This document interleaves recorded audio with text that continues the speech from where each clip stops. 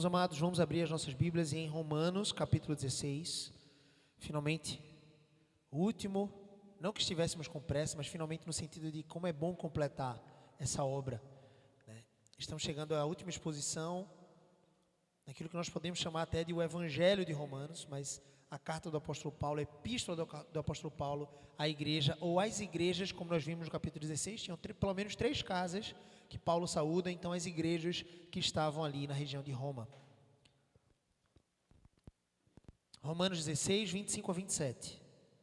Depois de Paulo ter tentado terminar essa carta 3 vezes, 3 tentativas, ele conclui de forma majestosa, ele conclui de forma sublime, com uma doxologia, um hino de adoração ao nosso Deus, um hino de louvor à glória de Deus. Ouçamos com reverência a palavra do nosso Deus. Romanos 16, 25 a 27. Diz assim a palavra do nosso Deus: Ora, aquele que é poderoso para vos confirmar segundo o meu evangelho e a pregação de Jesus Cristo, conforme a revelação do mistério guardado em silêncio nos tempos eternos, e que agora se tornou manifesto e foi dado a conhecer por meio das escrituras proféticas, segundo o mandamento do Deus eterno, para a obediência por fé entre todas as nações. Ao Deus único e sábio, seja dada glória por meio de Jesus Cristo, pelos séculos dos séculos. Amém. Feche seus olhos mais uma vez. Como esse culto é uma conversa com o nosso Deus, uma prestação de adoração ao nosso Deus, ela certamente envolve muitos momentos de oração para a nossa alegria. Feche seus olhos mais uma vez. Senhor Jesus, obrigado. Obrigado por esse texto. Obrigado, Senhor Deus, porque a beleza dessa sentença, Senhor Deus, deve saltar aos nossos olhos, arder em nossos corações, Senhor. Então, me permita com que isso aconteça. Alarga, Senhor Deus, a nossa concentração nesse exato momento, para que possamos contemplar, Senhor Deus, a beleza da Tua lei, da Tua palavra. Contemplar a beleza de Cristo Jesus. Possamos estar tão apaixonados, Senhor Deus, tão apegados ao Senhor, que nada, Senhor Deus, em nossos corações nos distraia de Ti. Que as crianças, até ao mais experiente aqui, Senhor Deus, em idade, possam se deleitar nesse texto. Apesar da minha exposição, muitas vezes desafiadora, não permita que eu venha atrapalhar, Senhor Deus, a beleza da Tua palavra. Ao contrário, eu possa tentar, pelo Teu Santo Espírito, Senhor Deus, transbordando através de mim, aplicá-la aos nossos corações. Em nome de Jesus, nos ajuda. Amém, amém. 3 versículos, irmãos, 3 versículos que concluem a carta de forma tão maravilhosa. O tema dessa pregação eu deixei como a glória do Evangelho revelado. A glória do Evangelho revelado. Vamos falar um pouco sobre o contexto da carta, afinal essa é a última de todas as pregações. Espero voltar essa carta no futuro próximo, mas já temos os próximos 2 livros que vamos estudar, Mateus, o Evangelho de Mateus. Vamos para a vida de Jesus e também a carta do apóstolo Paulo aos Filipenses, são os próximos textos que nós vamos trabalhar. Mas a carta de Paulo aos Romanos tem um fator interessante. Ele encerra sua carta com a doxologia gloriosa.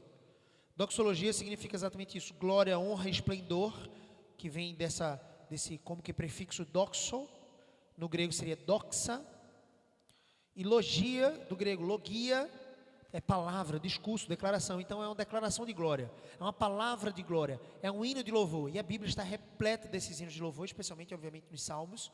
Mas no Novo Testamento você consegue listar, pelo menos, do próprio apóstolo Paulo, 10 doxologias. Pelo menos 10 doxologias. E nós vimos uma, inclusive, no capítulo 11, que ele fala a respeito da sabedoria de Deus. Nós conhecemos bastante, porque desde a exposição do capítulo 9 ao 11, nós falamos bastante sobre essa doxologia, a profundidade da sabedoria e do conhecimento de Deus. Quão insondáveis são os seus juízos, quão inescrutáveis os seus caminhos. Quem, pois, conheceu a mente do nosso Senhor? Quem foi o seu conselheiro? Então, essa doxologia no capítulo 11 exalta a sabedoria do nosso Deus e já aponta para aquilo que é a realidade das nossas vidas, contemplando a majestade daquele que morreu e ressuscitou para resgatar um povo pelo seu sangue. Então, basicamente, do versículo 1 ao 16, ele trabalha um pouco das saudações, lista pelo menos 26 nomes. Depois ele traz algumas exortações, advertindo os crentes ali em Roma que tivessem cuidado e zelo com especialmente os falsos profetas que estavam causando divisões no meio do povo.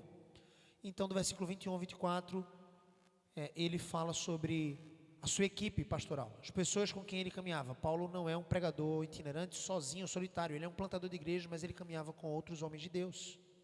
Ele louva a Deus por esses homens também, saúda a igreja em Roma através deles.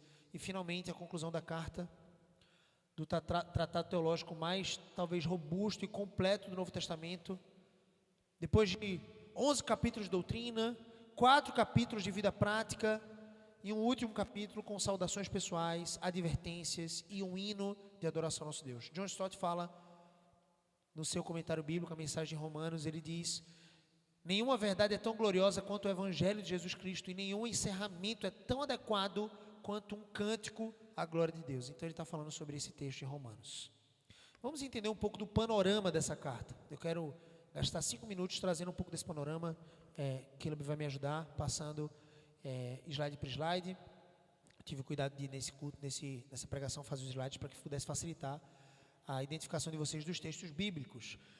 Então, a carta de Paulo aos Romanos é dividida em 16 capítulos, óbvio, para a nossa melhor didática, mas nós podemos separar em alguns blocos. O primeiro bloco é do capítulo 1 ao 3º, que é a condição pecaminosa da humanidade. Todos são pecadores.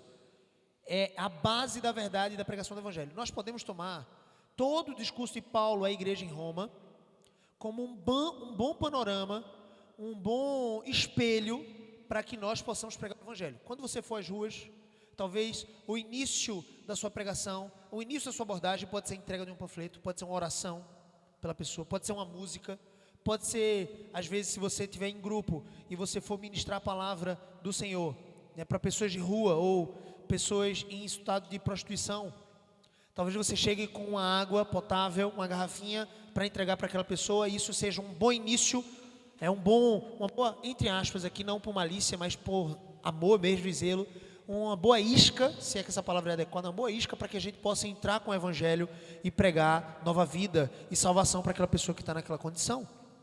Mas o teor da pregação, irmãos, eu não sei como você vai começar. Talvez você comece perguntando: você conhece Jesus?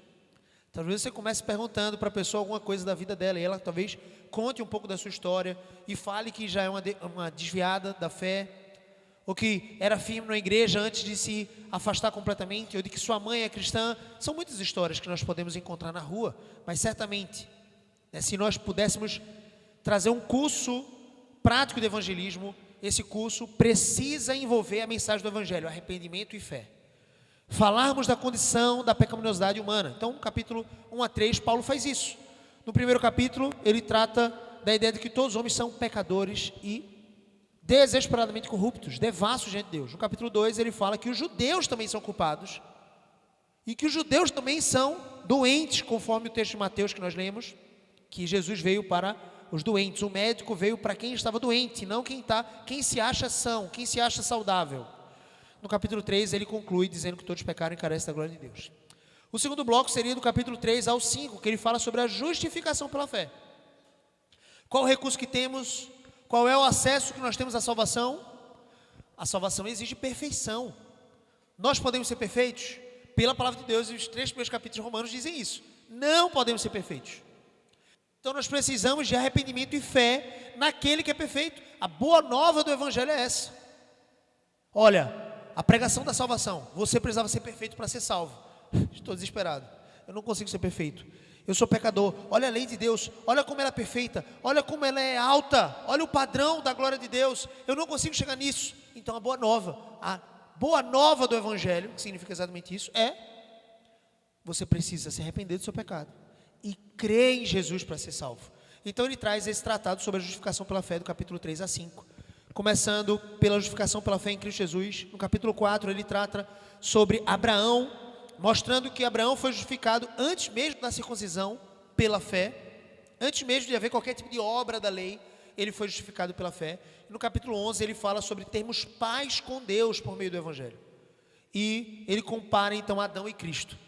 Adão, o primeiro homem livre, pecou estando no jardim. Cristo obedeceu estando no deserto.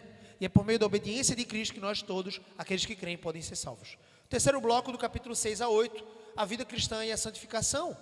Então ele começa ainda nesse bloco doutrinário do capítulo 1 a 11, ele fala então no capítulo 6 sobre a graça não nos dá liberdade para pecar, ao contrário. E ele nos chama a uma vida prática.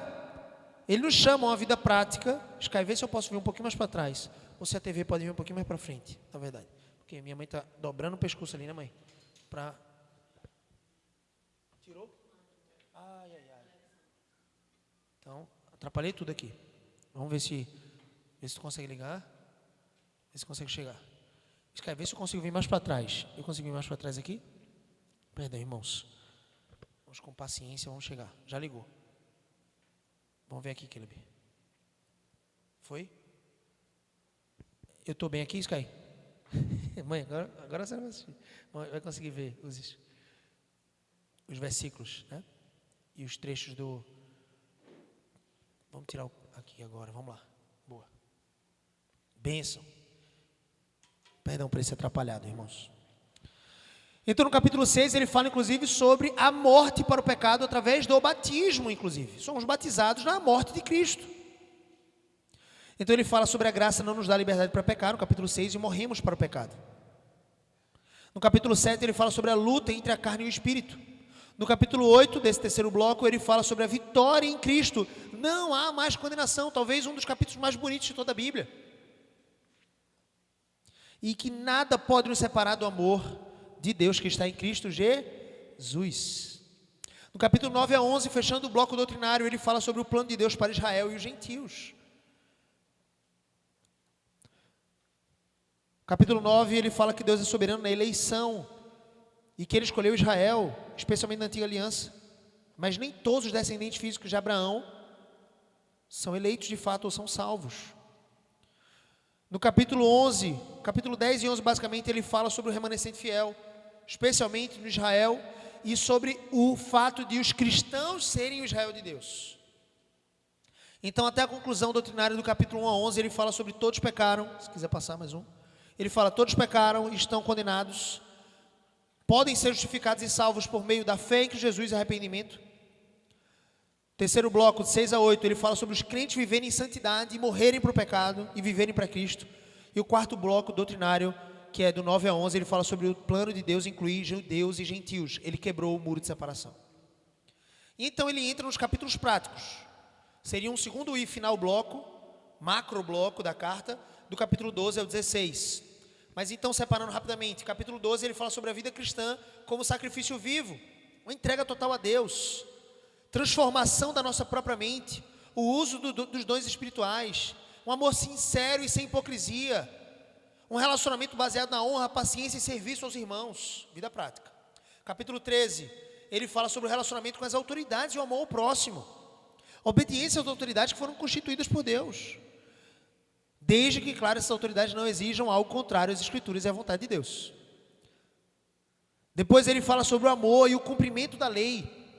Ele cita, a ninguém fiqueis devendo coisa alguma, exceto o amor com que vos ameis uns aos outros. E no final do capítulo 13, ele ainda fala sobre o chamado à santidade, pois o tempo da salvação final se aproxima. Capítulo 14, ele fala sobre a liberdade cristã e o amor pelos fracos na fé. Então ele trata a ideia de que o irmão mais fraco não deve ficar julgando o mais forte, nem o mais forte deve julgar o mais fraco, ou no sentido de desprezar o mais fraco. Eles devem viver em unidade, sem ficar julgando temerariamente o outro. E o reino de Deus não é comida nem bebida, mas justiça, paz e alegria no Espírito Santo.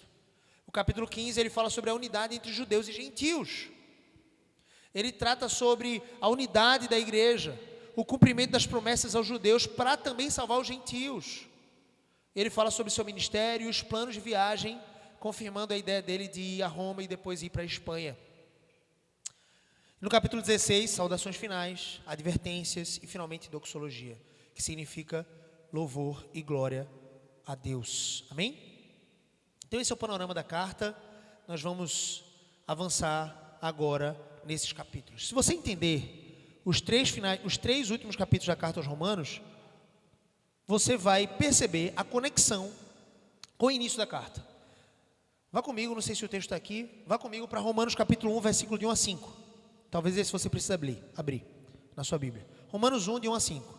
Paulo começa a carta dizendo: Paulo, servo de Jesus Cristo, chamado para ser apóstolo, separado para o Evangelho de Deus, Evangelho Cristo, a mensagem de arrependimento e fé, o qual foi por Deus outrora prometido por intermédio dos seus profetas nas Sagradas Escrituras. Então ele confirma que os profetas do Antigo Testamento estão de fato apontando para Cristo. Foi prometido esse Cristo, com respeito a seu filho, versículo 3 do primeiro capítulo de Romanos. Com respeito a seu filho, o qual segundo a carne veio da descendência de Davi, e foi designado Filho de Deus com poder, segundo o Espírito de Santidade, pela ressurreição dos mortos, a saber, Jesus Cristo nosso Senhor.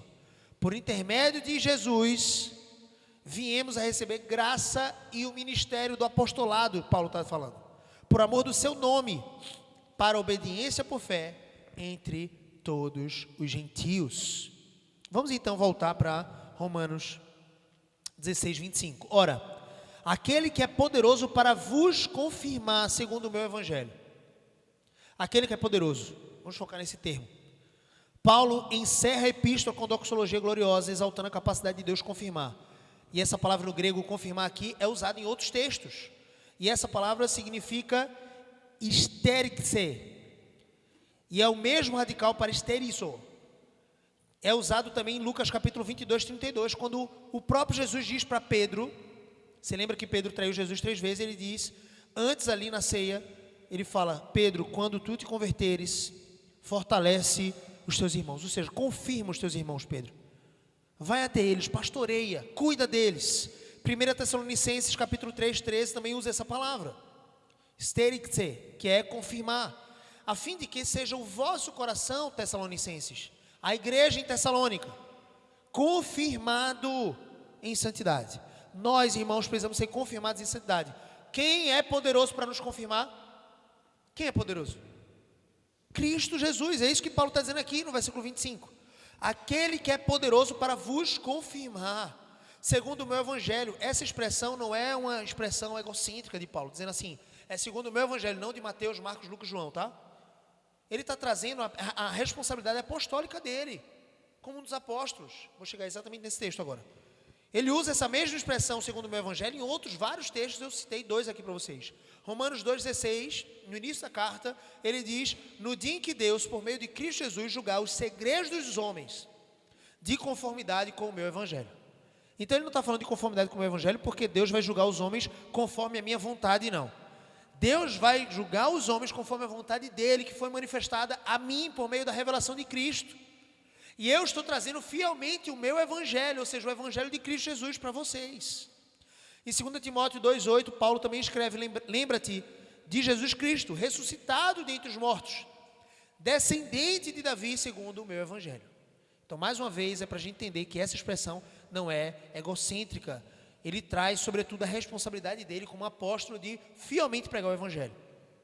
Afinal, ele disse em 1 Coríntios 9,16, ai de mim se não pregar o evangelho. E esse evangelho é Cristo, é uma pessoa. Sobre o poder do evangelho, irmãos, a Bíblia nos diz, 1 Tessalonicenses 1:5, porque o nosso evangelho não chegou até vós somente em palavra, mas sobretudo em poder do Espírito Santo e em plena convicção, assim como sabeis ter sido o nosso procedimento entre vós e por amor de vós. Então, o evangelho chegou aos Tessalonicenses e nós entendemos que por todas as igrejas espalhadas pela terra em poder, não somente em palavra, foi pregado por meio da palavra, mas em poder do Espírito. Romanos 1,16, o apóstolo Paulo diz isso no começo da carta: pois não me envergonho do evangelho, porque é o poder de Deus para a salvação de todo aquele que crê, primeiro do judeu e também depois do grego. É o poder de Deus. Irmãos, vocês conseguem lembrar dos textos que falam sobre o poder de Deus ser manifestado? Vocês lembram do Mar Vermelho sendo aberto? Os egípcios sendo engolidos por aquela voragem do mar?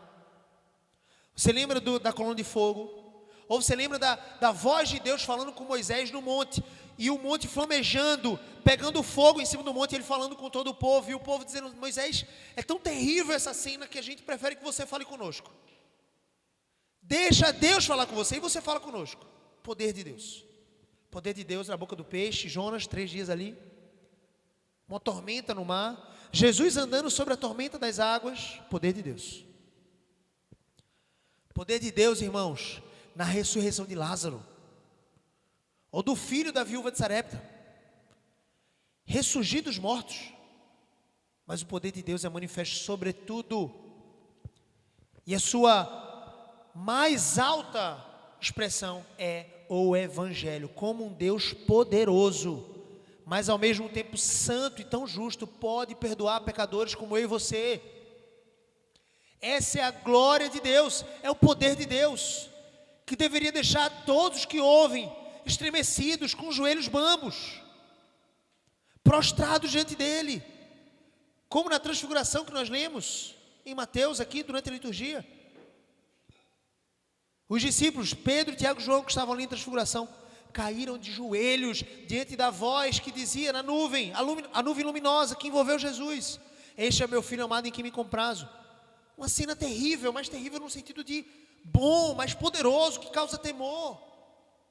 Esse é o poder de Deus, o Evangelho, a salvação para pecadores, por meio da horrenda morte de cruz do seu Filho, e por meio da gloriosa ressurreição desse mesmo Filho, estabelecendo todas as coisas para o nosso aperfeiçoamento e bem. 1 Coríntios 1,18 diz: certamente a palavra da cruz, irmãos, é loucura, aqui no final, para os que se perdem, mas para nós que somos salvos, essa palavra da cruz é o poder de Deus. Qual é a mensagem que nós carregamos? Qual é a mensagem pela qual nós vivemos? Cruz. É por isso que os discípulos devem tomar a sua cruz. Se concentre, irmão, na cruz. 2 Timóteo 1,10 diz: ele nos salvou e nos chamou com santa vocação, não segundo as nossas obras. Que poder maravilhoso! Não porque nós merecemos, não segundo as nossas obras, mas conforme a sua própria determinação e graça, que nos foi dada em Cristo Jesus, antes dos tempos eternos. Você vê a conexão com a doxologia aqui de Paulo? Antes dos tempos eternos, e manifestada pela aparição do nosso Salvador Cristo Jesus, o qual não só destruiu a morte, como também trouxe à luz a vida, a imortalidade, mediante o Evangelho. Ele trouxe luz, a vida e a imortalidade. Nós estaríamos nas profundezas do inferno sem o poder de Deus revelado no Evangelho. Efésios 1,13 diz: em quem, Cristo, também vós, depois que ouvistes a palavra da verdade, o Evangelho da vossa salvação, tendo nele também crido, fostes selados com o Espírito da promessa. Finalmente, Marcos 1,15 diz, esses versículos não estão aqui não, fique em paz. Marcos 1,15 diz: o tempo está cumprido e o reino de Deus está próximo, arrependei-vos e crede no Evangelho. Olha que mensagem! Quando dos nossos púlpitos ou púlpitos de diversas igrejas começou a ser tolerado palavras que não fossem manifestadas o Evangelho, um Evangelho insípido que não pode salgar ninguém, porque não fala sobre arrependimento de pecados e fé em Cristo, não fala sobre nova vida. Agora talvez você vai ver aí 1 Coríntios 1,23, nós pregamos Cristo e Ele crucificado, escândalo para os judeus e loucura para os gentios. Agora, a pregação completa do Evangelho, você pode encontrar isso. Você pode encontrar isso. Volta, eu acho que está lá em 1 Coríntios 15, 11, 1 a 11. Vê se, passa mais uma. Passa mais uma? Vamos ver.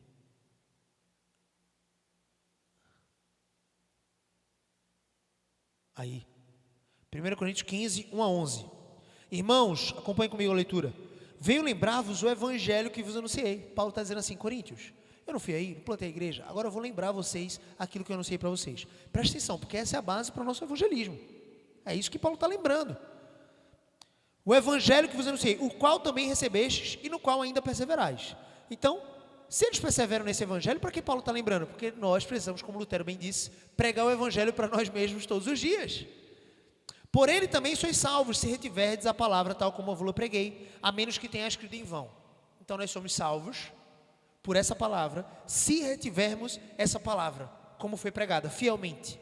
Por isso, cuidado com os desvios, cuidado com os falsos mestres. Versículo 3, antes de tudo vos entreguei o que também recebi, que Cristo Jesus morreu, vamos juntos? Morreu o quê? Todos juntos, 1, 2, 3 e... Você está falando como se fosse pelo pecado do seu vizinho, é pelo seu miserável. Miserável é o pecador, como diz a palavra. Fala como se você de fato tivesse sido salvo. Vamos ler juntos? Cristo Jesus morreu pelos nossos pecados. Especialmente, você deve sentir isso em cada célula do seu corpo, pelos seus pecados. Ele morreu pelos seus pecados, segundo as Escrituras. Essa é a mensagem do Evangelho. Mas ele não apenas morreu, ele continua no versículo 4. E que foi sepultado e ressuscitou ao terceiro dia. Não existe evangelho completo sem o anúncio da ressurreição, porque sem ressurreição nossa fé é vã. Se nós não vamos ressuscitar dos mortos no final, se nós não vamos ressuscitar com Cristo no final de nossas vidas, por que você está vivendo dessa forma? Mas você ressuscitará, porque a palavra de Deus diz que ele ressuscitou. Versículo 5. Então ele vai fazer uma lista notável da confirmação de que ele de fato ressuscitou. E que apareceu a Cefas, Pedro, e depois aos 12. Depois foi visto por mais de 500 irmãos, de uma só vez, dos quais a maioria sobrevive até agora, porém alguns já dormem. Ele queria trazer para uma realidade grega. A região da Caia, em Corinto, era conhecida por ter essa intelectualidade. E ele queria trazer para eles. É sim legítimo da parte de Deus. 500 pessoas ainda, a maioria viva, pode dizer que contemplou Jesus ressurreto dentre os mortos. Versículo 7. Depois foi visto por Tiago, mais tarde por todos os apóstolos, e afinal depois de todos foi visto também por mim, como por um nascido fora de tempo. Porque eu sou o menor dos apóstolos, que mesmo não sou digno de ser chamado apóstolo, pois persegui a igreja de Deus. Mas pela graça de Deus sou o que sou, e a sua graça que me foi concedida não se tornou vã. Por que a graça que foi concedida a ele não se tornou vã? Vamos entender? Antes, olha o que ele fez. Trabalhei muito mais do que todos eles. Ele não está se vangloriando aqui, ele só está dizendo, justamente por perceber que ele era o principal dos pecadores, ele precisava trabalhar para o Senhor. É o nosso chamado. Sabe quando eu percebo que uma pessoa realmente compreendeu quão pecadora é? Quanto mais ela se esforça para trabalhar para o Senhor. Quanto mais ela se esforça por evangelizar, por falar de Jesus, por servir aos irmãos, por amar, por mortificar o seu pecado. É claro que ela pode estar fazendo isso por uma falsa religião e pensando, eu vou trabalhar porque eu ainda não sei se sou salvo, então eu estou trabalhando aqui o máximo possível na esperança de ser salvo. Então ela está numa falsa religião, ela precisa ser minimamente regulada. Ela precisa olhar para Cristo como de fato salvador de sua vida. Mas se Ele te salvou, querido, se você crê nisso, viva para Cristo. Viva para o Senhor, por anunciar esse Cristo a toda criatura à sua volta, sem vergonha, com ousadia, com intrepidez. Então ele continua dizendo, trabalhei muito mais que todos eles, todavia não eu, mas a graça de Deus comigo, então a glória de Deus.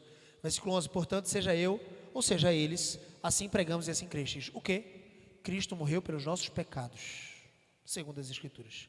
2 Coríntios 4, 5 diz, porque não pregamos a nós mesmos, mas Cristo Jesus, a Cristo Jesus como Senhor, e a nós mesmos como vossos servos por amor de Jesus. Nós somos servos, vocês então são alcançados por causa do amor de Cristo. A mensagem sempre é cristocêntrica, irmãos, é sobre Ele. Vocês percebem quantos pastores hoje não só querem ser famosos ou usam dessa fama para aparecerem ainda mais, ou trazerem glória para si mesmos? Cuidado com isso. A ênfase está em Cristo como Kyrios, como Senhor. Kyrios é o termo em grego para Senhor. O Senhor soberano, digno de adoração, governo e obediência. E nós somos seus servos, servos de todos aqueles que fazem parte da igreja. Se você foi salvo e resgatado e Deus te conferiu o privilégio de anunciar o Evangelho como Ele conferiu e te chamou essa responsabilidade, porque 2 Coríntios... Agora não estou lembrado se é 2 Coríntios, capítulo 5, versículo 20, talvez. Ele diz que nós todos somos embaixadores de Deus, como se Deus exortasse o mundo por nosso intermédio a reconciliar com Deus. Então nós somos então servos, irmãos, não buscando a nossa própria exaltação, mas nós devemos nos colocar buscando a exaltação de Cristo nos corações daquele que ainda não crê. Lutero disse certa vez, na sua tese, nas 95 teses, na sua tese 62, ele disse, o verdadeiro tesouro da igreja é o santíssimo evangelho da glória e da graça de Deus. Ele está trazendo essas 95 teses num contexto em que a igreja católica vendia lugarzinho no céu por meio de dinheiro e indulgências. E ele diz, não. Na tese 62 ele diz, o verdadeiro tesouro da igreja é o evangelho. Qual é o evangelho? Você já sabe qual é a mensagem, é Cristo, morto pelos seus pecados.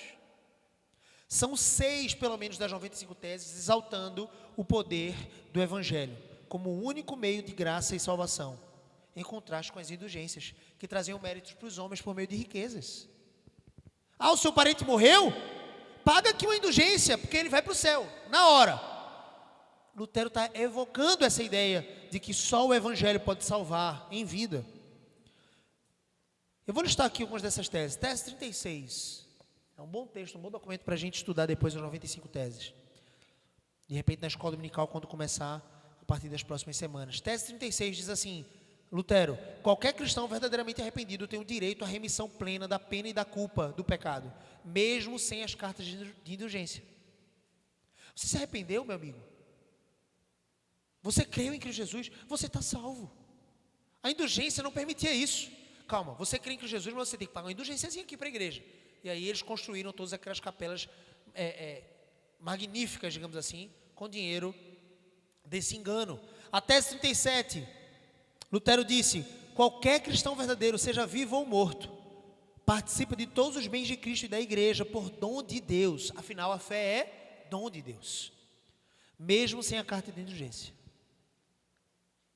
Você participa das graças, da salvação, do céu e da eternidade por meio do dom de Deus, a fé. Não por meio de indulgência, não por meio de pagamento de preço. A tese 62 nós lemos.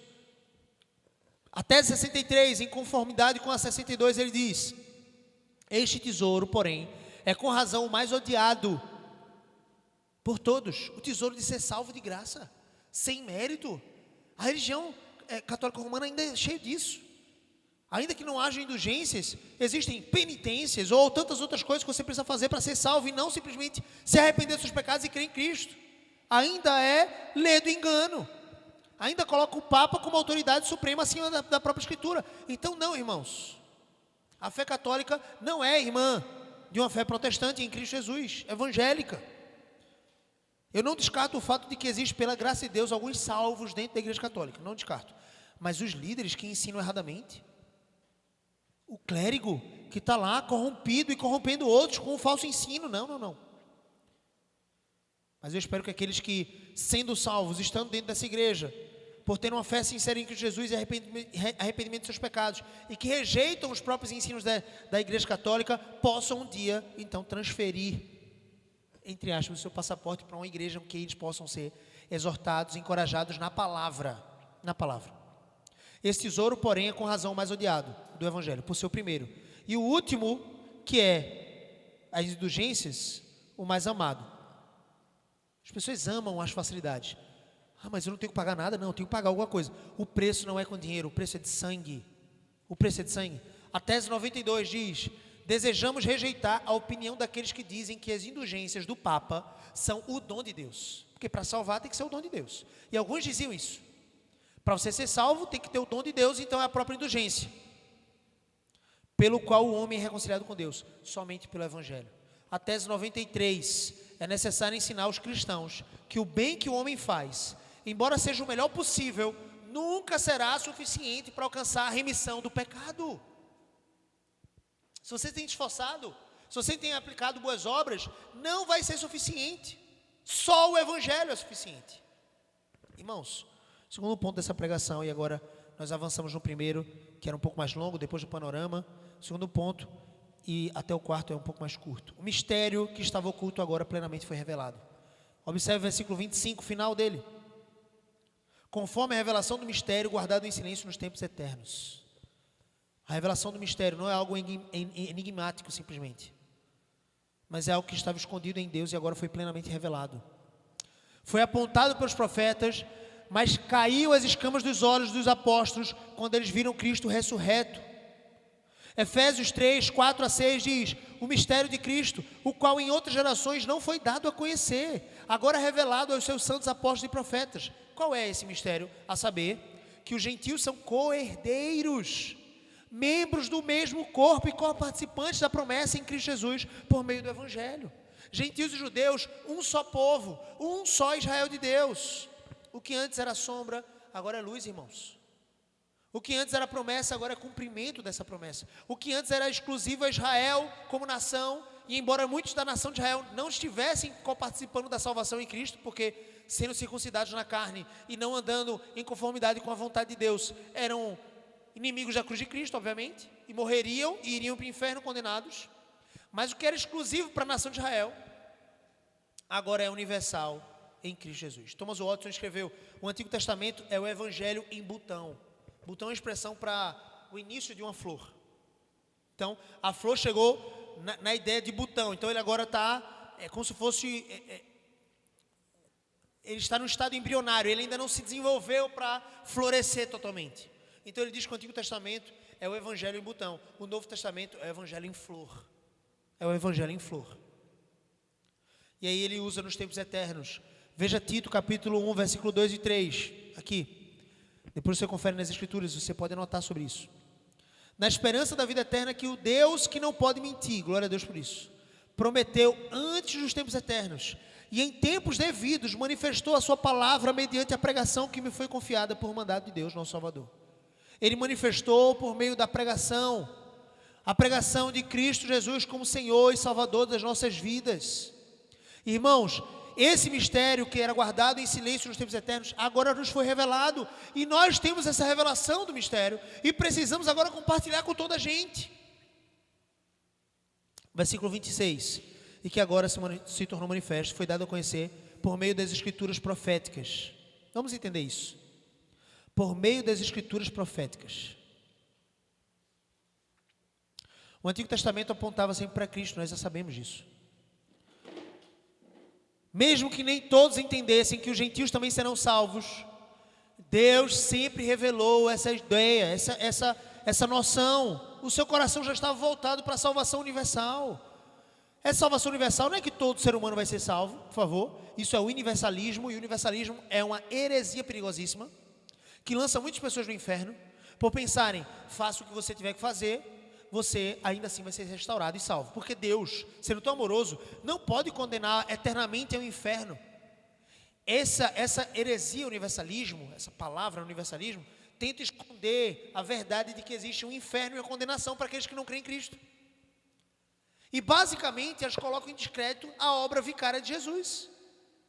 Por que Deus enviaria o seu filho para sofrer, ser humilhado, morrer e ressuscitar, se ele salvaria todas as pessoas de qualquer forma? É só mentira, o próprio Jesus falou sobre condenação. Ele mesmo falou que os fariseus eram o quê? Filhos do diabo, por seguirem os seus passos, os passos do diabo, cheios de mentira, cheios de perversidade. E serão condenados com ele. Irmãos, a palavra do Evangelho é salvação para alguns. A porta é estreita. Então Jesus enlouqueceu. Lucas capítulo 13, versículo 24, é uma loucura ele falar que esforçai-vos por entrar na porta estreita.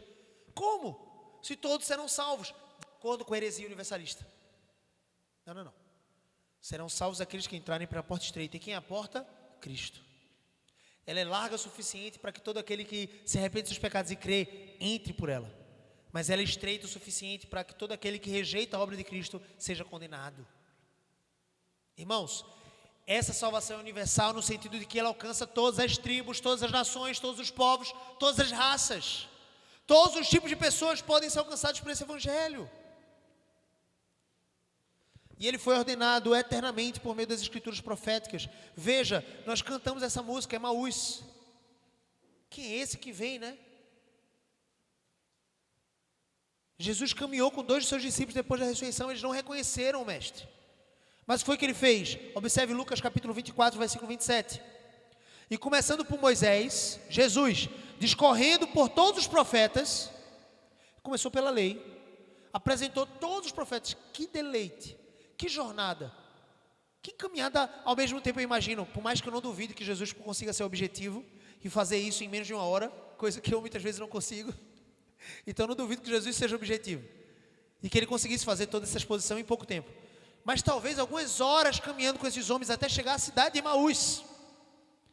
E ele então progredindo com eles, explicando de Moisés, da lei, até os profetas, e expunha-lhes o que a seu respeito constava em todas as escrituras. Ele confirma que o Antigo Testamento, meu querido, é a palavra de Deus. Em outros textos ele já tinha confirmado isso. O próprio Jesus disse: vocês pecam porque não conhecem as Escrituras. E ele está se referindo, naquela época, ao Antigo Testamento. E aí eu vejo muitos cristãos zelosos, por mais que eu ame o Novo Testamento, por mais que você também deva amar e se debruçar. A eclesiologia, você vai entender um pouco mais sobre isso em Atos, o estudo do que é ser igreja. Foi ali que começou de fato o que é essa igreja, e os evangelhos e as epístolas, e é maravilhoso. Mas nós precisamos ler também o Antigo Testamento, de Gênesis e Apocalipse, por favor. Não ignore o Antigo Testamento. É a palavra profética de Deus que apontava para Cristo. Então ele expôs de Moisés, profetas, todas as coisas que constavam sobre ele nas Escrituras.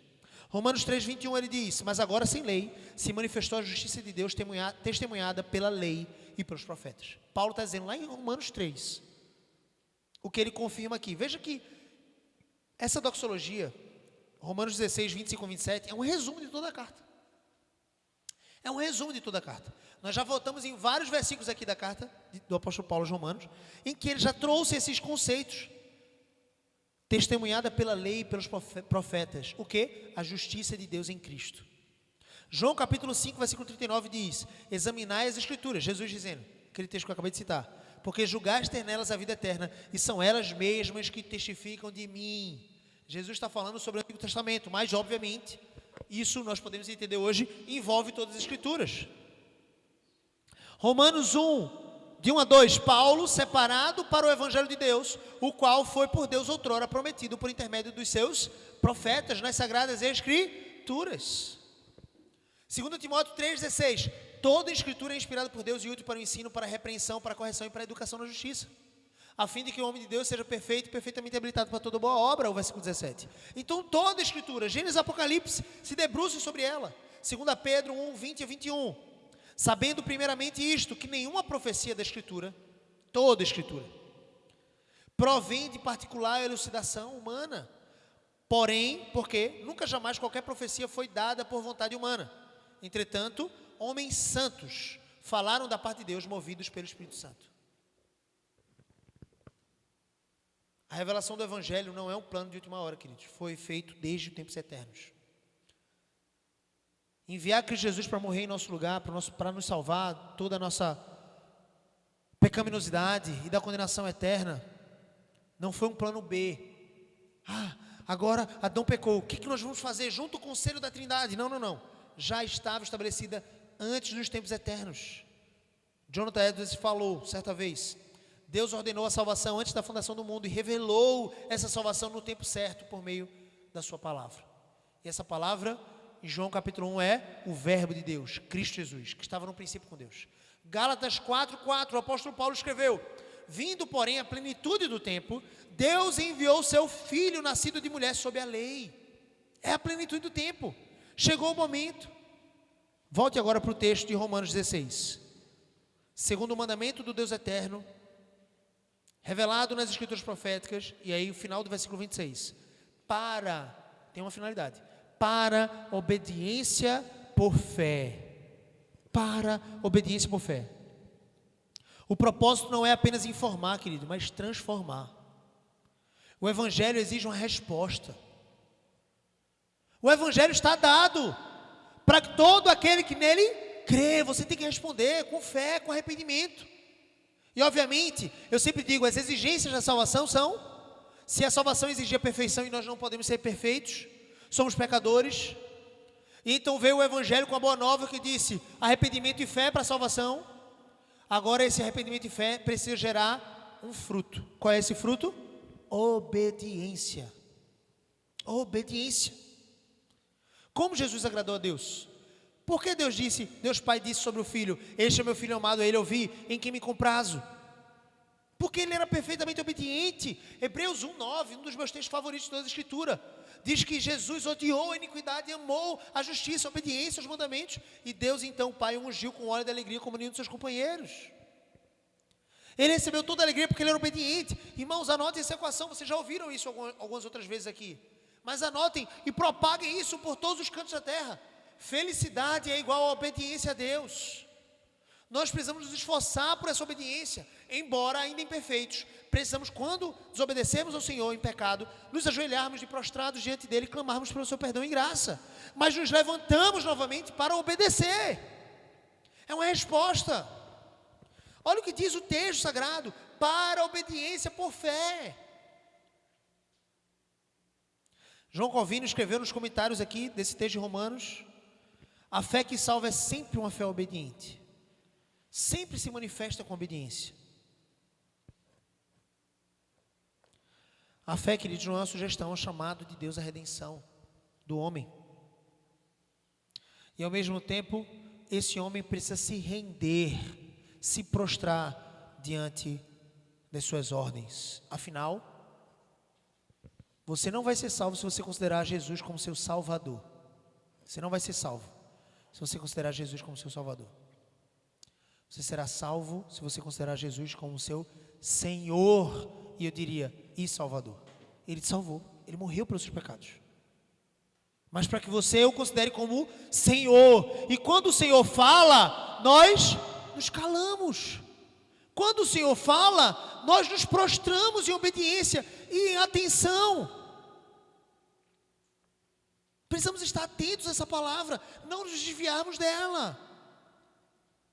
A obediência dessa fé, queridos, é a marca de quem realmente creu.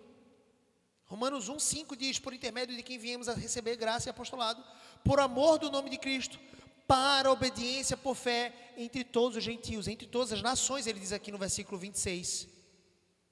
No final, na doxologia, esse paralelo entre o último capítulo, os últimos versículos, capítulo 16 de Romanos 26 e o capítulo 1 de Romanos, versículo 5. Obediência para todos os gentios, obediência para todas as nações. E aí ele entra entre todas as nações. Romanos 1,16 é o poder de Deus para a salvação de todo aquele que crê. João 3,16, vocês lembram de qual esse versículo? João 3,16. Porque Deus amou o mundo, vamos todos juntos? De tal maneira que deu seu Filho unigênito,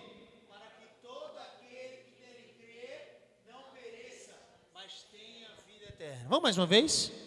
Vamos acordar e mais uma vez. Não tem ninguém dormindo não, estou exagerando, para a galera na internet não pensar que eu estou falando e tem gente dormindo, está todo mundo acordadinho, até as crianças. Mas vamos falar com bastante vibração. João 3,16. Porque Deus amou o mundo de tal maneira que deu seu Filho unigênito, para que todo aquele que nele crê não pereça, mas tenha vida eterna. Quem é que não perece? Quem é que tem a vida eterna? Todo aquele que nele crê. Dentre todas as nações, aquele que crê será salvo. Romanos 1,16. O poder de Deus para a salvação de todo aquele que crê. Primeiro do judeu e depois do grego. Ou seja, todos os povos. Martinho Lutero certa vez escreveu: o evangelho é como o sol, brilha para todos, mas nem todos recebem com alegria. Tem os vampiros que não podem tolerar a luz do sol. E tem aqueles que estão diante da luz do sol, mas não agradecem, ao contrário, fazem como Jonas. Você lembra de Jonas, amargurado depois da salvação da grande cidade de Nínive? E o que é que Deus faz? Uma planta, sombra, ele fica ali refrigerado. Depois o que é que Deus faz com ele? Algumas horas depois, no outro dia, seca a planta, e ele fica revoltado com aquele calor. E ele diz: você está se compadecendo da planta, está se compadecendo de si mesmo, e não é capaz de se compadecer de 120 mil pessoas que não sabem discernir entre o bem e o mal. Irmãos, que sinal maravilhoso. Existem pessoas que não suportam a luz do sol, e existem as outras que estão diante da luz do sol e só reclamam. Mas existem aqueles que recebem da luz do sol, como o evangelho, essa analogia que Lutero fez, e se alegram na luz do sol, porque através dessa luz podem ver todas as outras coisas. Finalmente, o último ponto, irmãos. A glória pertence exclusivamente ao Deus sábio. Versículo 27. Ao Deus único e sábio seja dada glória por meio de Jesus Cristo pelos séculos dos séculos. Amém. Poderíamos passar mais uma hora aqui só nesse versículo, mas não vou fazer isso com vocês. Deus único e sábio. No mundo de falsos deuses, como é importante o apóstolo Paulo reforçar isso. É o Deus único.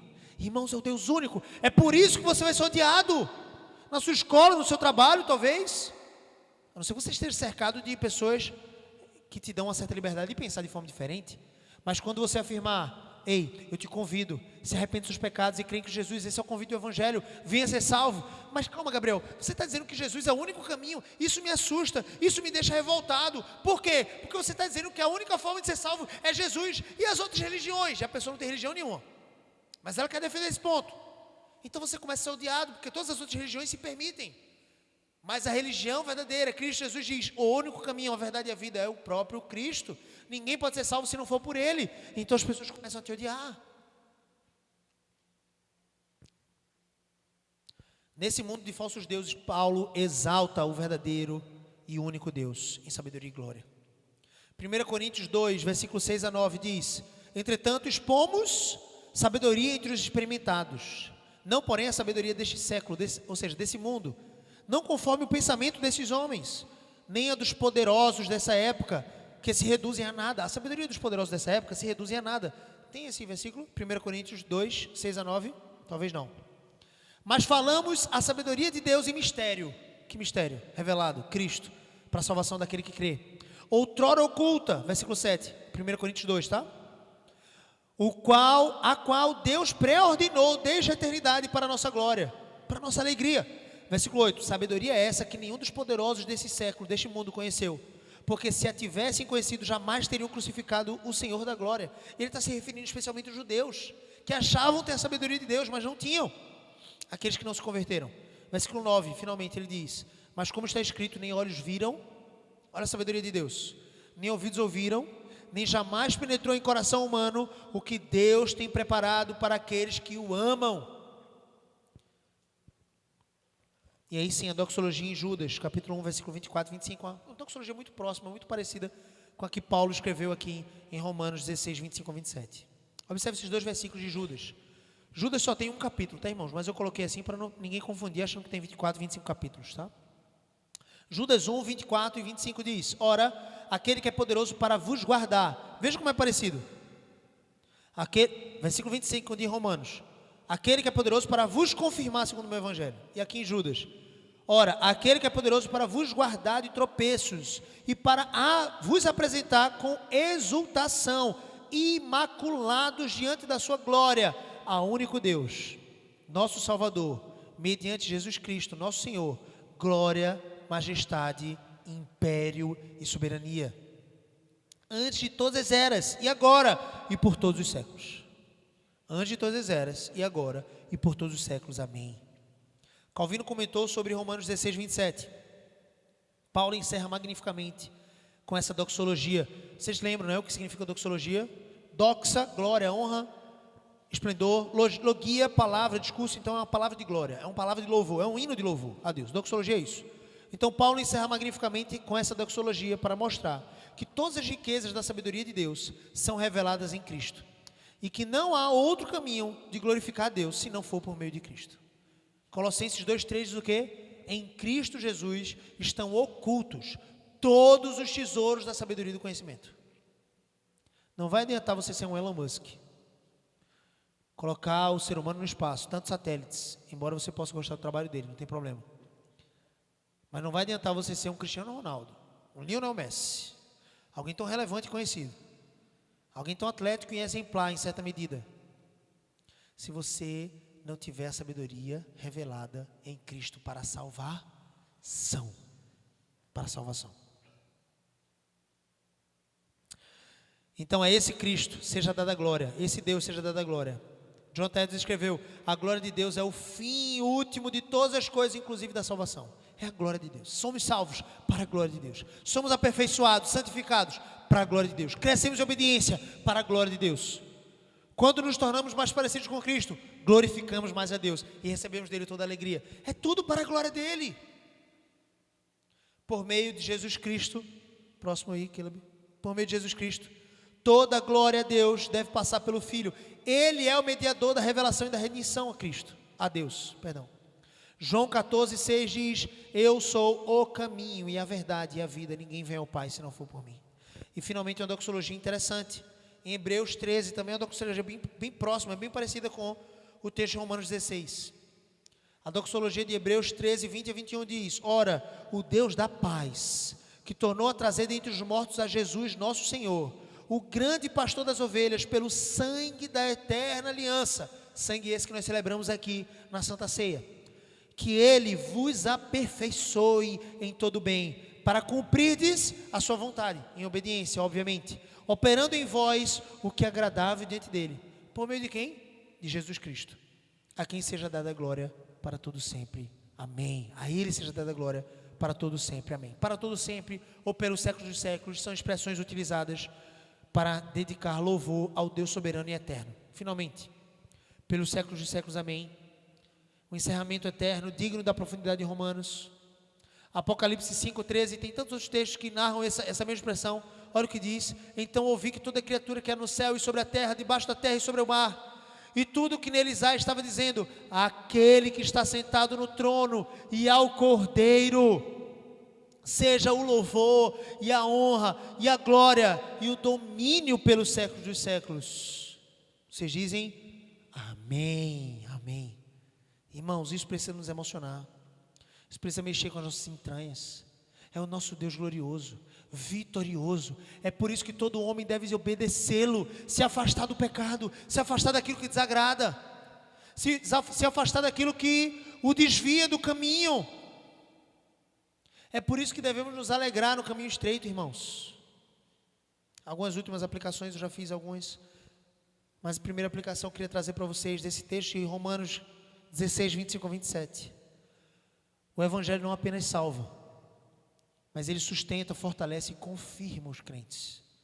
Portanto, confie no Evangelho para te firmar. Se debruce no Evangelho. E quando alguém fala isso, algum leigo pode pensar: então eu vou ler Mateus, Marcos, Lucas e João e vou ficar lendo e lendo e lendo. Não, eu estou falando sobre o Evangelho completo, sobre a Bíblia, sobre as Escrituras, sobre o fato de Deus ter enviado seu Filho para morrer na cruz para te salvar. Creia nisso e leia, beba da palavra de Deus. Deus é poderoso para afirmar a sua igreja, mesmo diante das lutas, mesmo diante de dúvidas, mesmo diante de perseguições e mesmo diante do seu pecado.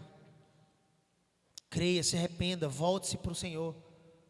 Por mais que você tenha feito coisas horrendas, volte-se para o Senhor, porque há salvação em Cristo para você. Segunda aplicação: valorize a revelação das Escrituras Sagradas. Valorize a manifestação de Deus através do ensino. O mistério escondido agora está à sua disposição. Leia a Bíblia, ame a Bíblia. Você acha que agrada a Deus sem ler a Bíblia, sem conhecer as Escrituras? Não tem como. Conforme o seu coração de acordo com a Bíblia. Aquilo que está errado, aquilo que está equivocado, aquilo que está desviado, corrija pela palavra. Terceira aplicação: responda com obediência e fé. Crer é obedecer. A palavra de Deus diz em Tiago que até os demônios creem e tremem em Deus, tremem diante de Deus. E muitos crentes estão apenas achando que crer em Deus é saber que Ele existiu, ou minimamente reconhecer que Ele morreu para salvá-lo, mas estão longe de qualquer tipo de tremor, qualquer tipo de obediência, passa longe do coração desse crente. Não, irmão, crer é obedecer, obedecer é crer. Fé e obediência não se separam. Crer é se submeter diante de Deus, entender o que Ele quer para a sua vida. É o batismo, é se filiar a uma igreja local onde você pode ser edificado, é trazer a sua família e seus filhos para ouvirem essa mesma voz, é fazer o culto familiar todos os dias, é fazer sua devocional, é aplicar as Escrituras no seu trabalho e trabalhar com afinco, desenvolver habilidades e não se vitimizar, é saber que todas as coisas estão nas mãos do Criador, Deus, é buscar a sua vontade em cada segundo, em cada milímetro da sua vida. A fé verdadeira transforma a vida, querido. É uma nova criação. Você antes era porco e agora você recebeu um novo coração de ovelha. Você não pode mais se revolver na lama. Não volte para a lama. Existem porcos lavados que estão no nosso meio. São porquinhos que foram, entre aspas, lavados por um moralismo, estão se comportando dignamente na igreja, mas são porcos ainda. O lacinho está lá. Ele acabou de tomar banho, mas tão logo a sua natureza vai impelir ele a voltar para a lama, o lamaçal do pecado. Irmãos, e se garanta diante de Deus nesse sentido, de absorver para si essa nova natureza, de andar na sua identidade cristã, como Cristo, como tipo de Cristo, como imitador de Cristo, me refiro. Você agora é ovelha, querido, você recebeu um novo coração, uma nova criação, novas coisas, novas atitudes, novas amizades, novas influências. Responda a isso sendo ovelha. A lama já não é mais o seu habitat natural, ovelha. Você anda em pastos verdejantes com o Senhor, e ainda que ande pelo vale da sombra da morte, você está com Cristo, o seu bom pastor, que deu a vida pelas ovelhas, e você deve ouvir a sua voz. Leia João capítulo 10. Quarta e última aplicação, irmãos. Toda a glória pertence a Deus por meio de Cristo Jesus. Toda a glória. O objetivo final do Evangelho é a glória de Deus. O objetivo final da salvação do homem é a glória de Deus. Você foi salvo para a glória de Deus. E o meio pelo qual a glória chega a Deus é o seu Filho. Então exalte o seu Filho, exalte a Cristo e se relacione intimamente com essa pessoa bendita de Jesus. Ame a Jesus, viva para a glória de Jesus, ande como Jesus. Vamos orar. Senhor Jesus, nos abençoa, Pai, com a Tua graça. Nós queremos tanto, Senhor Deus, andar e pertencer ao Senhor e nos relacionar contigo, ter um relacionamento mais íntimo, Deus, estarmos cheios do Teu Santo Espírito e da Tua Palavra. Nos ajuda, Senhor. Obrigado por essa carta belíssima e continua moldando os nossos corações pelo decorrer desses próximos anos aqui na igreja que está em Aldeia, Senhor Deus, para sermos então aperfeiçoados em Ti, pela Tua Palavra, para andarmos em todo bem, em toda obediência, em toda retidão, em toda pureza, em toda santidade, Pai, conforme o Senhor nos chamou. Que o nosso desejo mais íntimo seja andar contigo e glorificar o Teu nome. Em nome de Jesus, salva, Senhor Deus, mais pessoas e nos usa na pregação do Evangelho. Em nome de Cristo oramos. Amém, amém.